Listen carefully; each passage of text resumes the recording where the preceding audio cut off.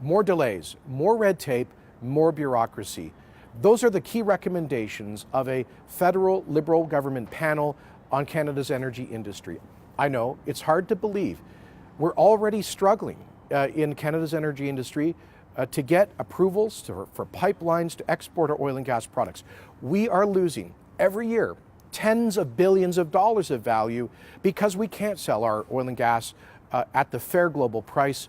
We're captive to one primary export market, the United States. That's why our industry has been trying to build pipelines to the Atlantic, Pacific, and U.S. Gulf coasts so we can get that fair price that can help to create jobs in Canada, that will generate tax revenue to build hospitals and schools and roads and provide public services.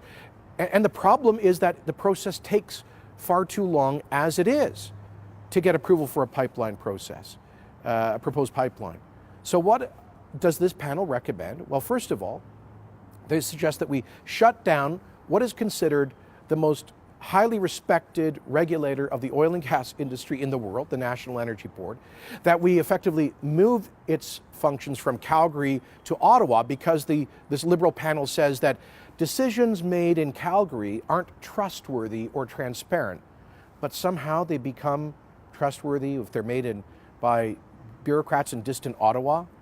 Apparently they think that decisions made in Calgary are tainted because that city has the greatest concentration of expertise in the oil and gas industry in Canada. This makes no sense. So they also suggest that we shut down the NEB and create two separate regulatory bodies to duplicate the approvals process, and that it take even longer than it currently does. You can hardly make this up.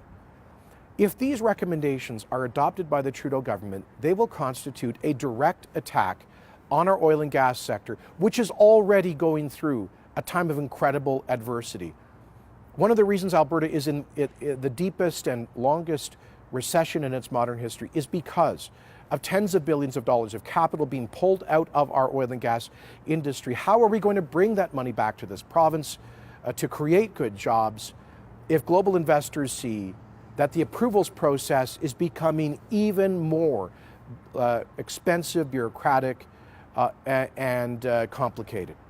So we need a provincial government that will stand up assertively for Alberta's oil and gas sector, that will say no to these irresponsible and frankly offensive recommendations of the Trudeau Liberal National Energy Board panel. I call on our Premier and NDP government to go down to Ottawa and say there is only one acceptable answer to this report and its recommendations: to say no, but to say yes to prosperity, yes to the environmentally responsible development of our oil and gas industry, yes to tens of thousands of good paying jobs, and yes to the billions of dollars of tax revenue that it will generate to improve our quality of life.